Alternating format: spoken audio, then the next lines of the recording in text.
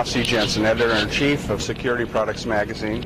I have the pleasure this morning of visiting with Hank Monaco, the Vice President of Commercial Marketing with ADT. Good morning, Hank. It's a pleasure to meet with you. Good morning, Ralph. Nice to be here. Well, let's ask a few questions, let our readers know what's going on at ISC West. What's the biggest issue facing security directors today? Well, we're certainly seeing an uptick in the economy, and the market is really growing across all vertical markets.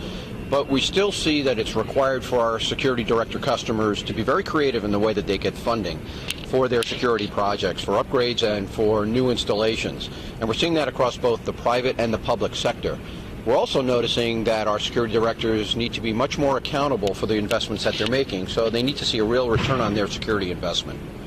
So how can end users showing creativity get their needed security programs funded?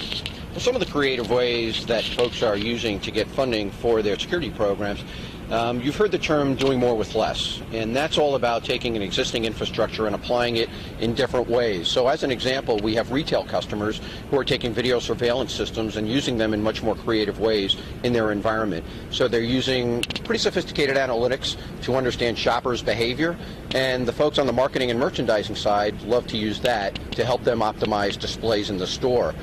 We have folks who are using access control in creative ways so that there can be deliveries made when the store is closed. So operations groups really enjoy that benefit. And those groups then have funding streams that can help security directors implement new technologies across the board, and it raises the level of security in the environment and really broadens out the applications for customer benefits.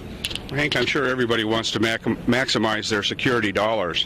What are some other ways that organizations can maximize that financial means?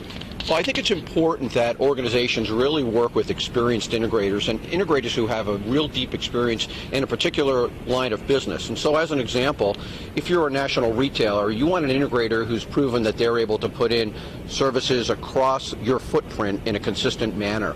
If you are a college campus, you want to make sure that your integrator has served college campuses with solutions across North America and is able to serve the different constituencies in that college campus, protecting the stadium on game day as well as dormitories at night for the students, and ensuring that there are real-time communications in the event of a crisis are just some examples of having an integrator with a deep level of experience in a particular customer segment.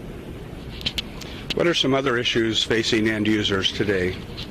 Well, we're certainly seeing legislative influences come to bear. So the Chemical Facility Anti-Terrorism Standards, as an example, CFATS, as you've heard the term, is something that is requiring chemical facilities, petrochemical facilities, even food manufacturers who are dealing with any one of 300 different chemicals to increase their security practices and processes. And the Obama administration is really looking at food security, safety, and food defense. And so food manufacturers are going to need to ensure that they have updated policies and practices in place in the event that there are any terrorist attacks in the food supply. One last question, Hank, before we get to work this last day of ISC West. Are there any industry trends that you see happening for the remainder of this year, 2010?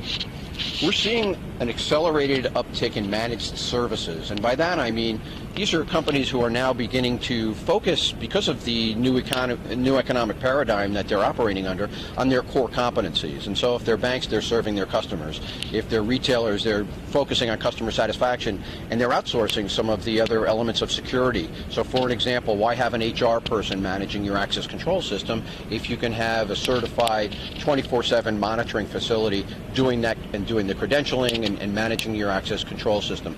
Video surveillance is another trend that we're seeing as IP technology really begins to accelerate.